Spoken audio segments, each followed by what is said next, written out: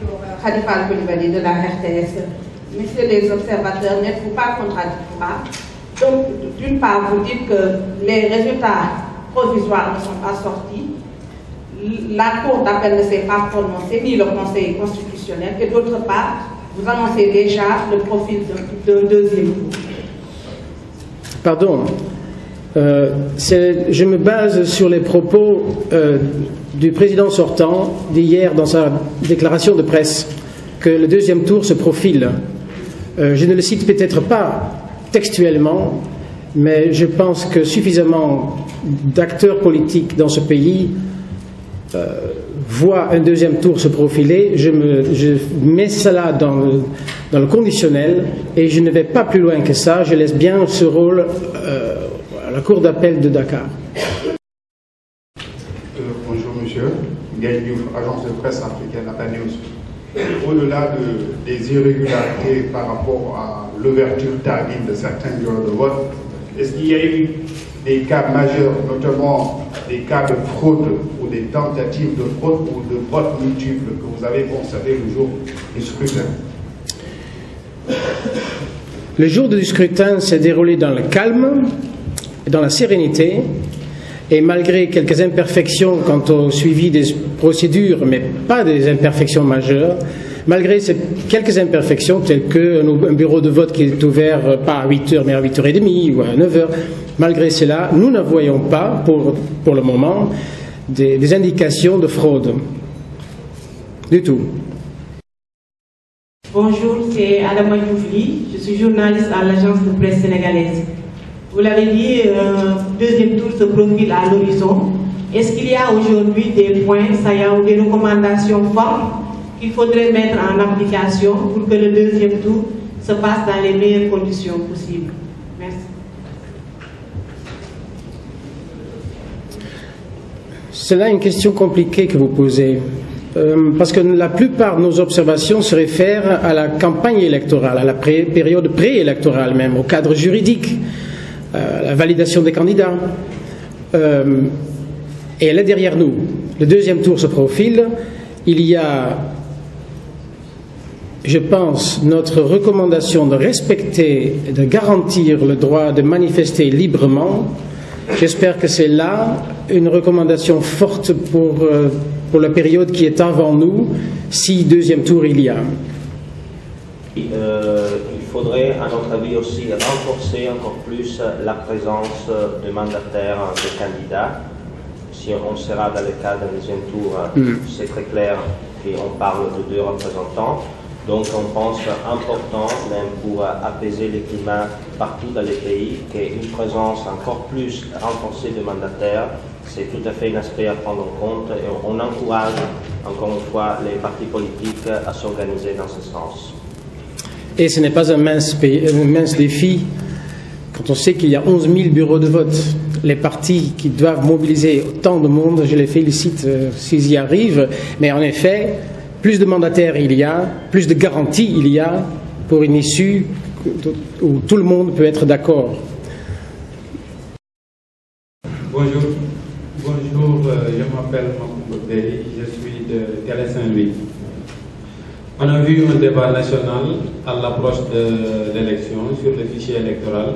Est-ce que vous, de votre côté, vous avez pu déceler des failles véritablement qui sont de nature à permettre un vote multiple ou bien d'autres procédures qui pourraient changer la nature du vote juste? C'est une question importante. Le fichier électoral n'est pas bien mis à jour. Il y a, selon nos estimations, probablement environ 130 000 personnes décédées sur ces listes. Cela ne risque pas de faire des votes multiples.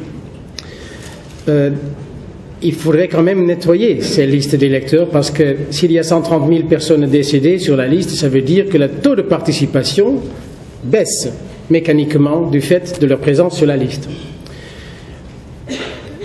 La mise à jour de ces listes est un travail constant, de tous les ans évidemment, parce que tous les ans il y a des nouveaux, des jeunes de 18 ans qui arrivent sur la liste d'électeurs, c'est au moins ce qu'on espère, parce qu'ils devraient s'inscrire quand même. Quant à votre question de vote multiple, il faut quand même voter ici avec une carte d'identité et une carte d'électeur. Ils sont comparés dans beaucoup de bureaux de vote plusieurs fois, et par les représentants des candidats, et par les gens habilités à prendre votre vote et à contrôler votre présence. Il y a, à mon avis, peu de probabilité qu'on vote multiple. Pour cela, il faudrait avoir plusieurs cartes d'identité avec de différents numéros et être dans des bureaux différents. Ce n'est pas évident. Ce que je rajoute peut-être, c'est que là, on peut, avec votre question, espérer que pour le deuxième tour, on contrôlera un peu plus assidûment la présence ou non d'encre sur les doigts des gens qui viennent voter.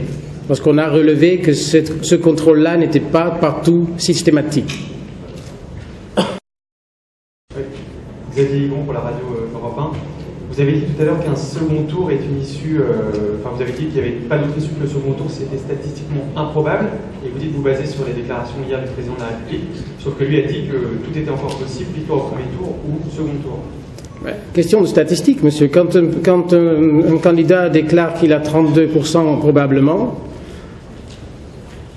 avec un certain nombre de voix comptées, on voit mal comment on peut arriver au-delà de 50.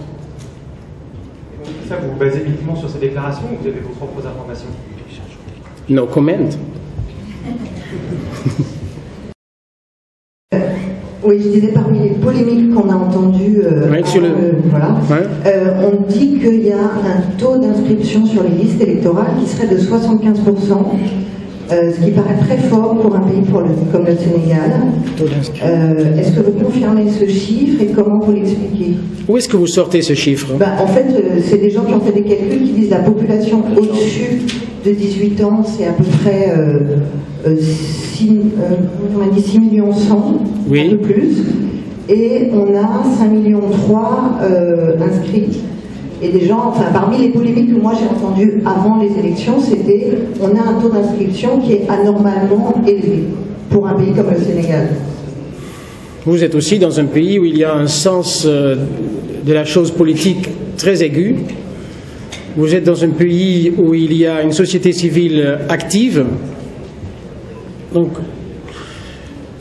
et nous n'avons pas de raison, même si la liste, le fichier électoral doit être mis à jour et qu'il y a des personnes décédées sur cette liste, nous n'avons pas de raison de penser qu'il y a un nombre anormal sur ce fichier. Même l'absence de plus de 1 million d'électeurs entre 18 et 23 ans suggère que ce fichier pourrait être encore plus grand. J'ai la parole. Je peux parler? Merci. Je suis Paulin Zobo de Fatete Matin à Abidjan, Côte d'Ivoire. Vous êtes où? Oui. D'accord, c'est très bien. Paulin Zobo de Fatete Matin à Abidjan, Côte d'Ivoire. Oui. La préoccupation pour certaines populations pendant le second tour, ce sera la question sécuritaire.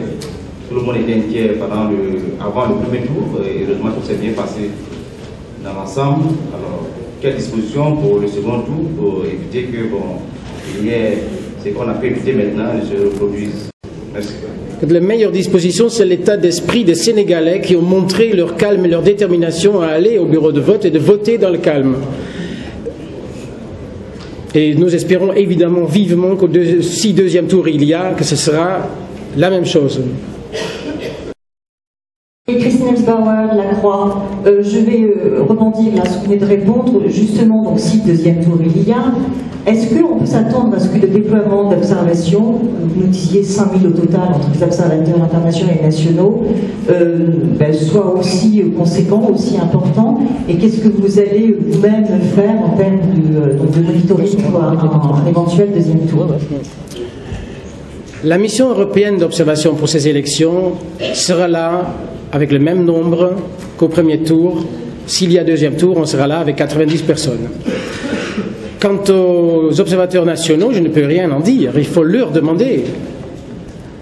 réseaux sites et aux autres, il faut leur demander. C'est Mamoudou Sakir Ndiaye du journal en ligne Presse Afrique. Oui, ces derniers temps, on a vu la commission d'observation reprocher au ministère des élections de n'avoir pas publié les cartes d'électeurs déjà retirées.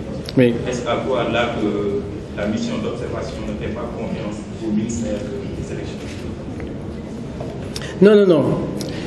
Nous avons une très bonne coopération avec les ministères chargés des élections.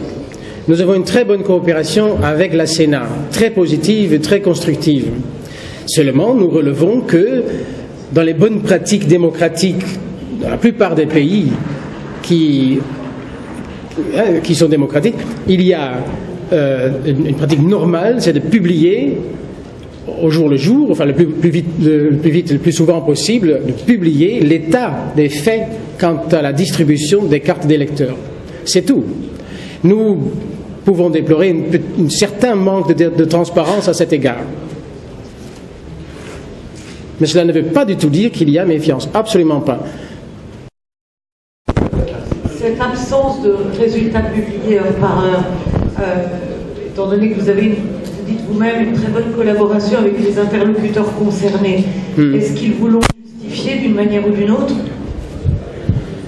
Ce sont là des conversations privées que nous avons eues avec les ministères et la Sénat et d'autres instances.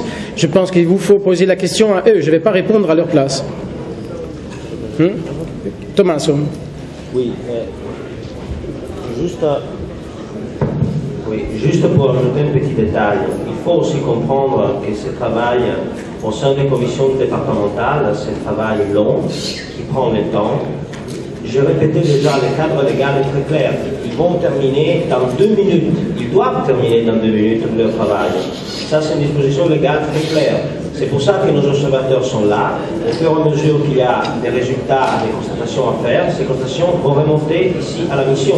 Et il faut aussi permettre à la Cour d'appel de Dakar de faire son travail dans le calme et la sérénité pour proclamer les résultats préliminaires.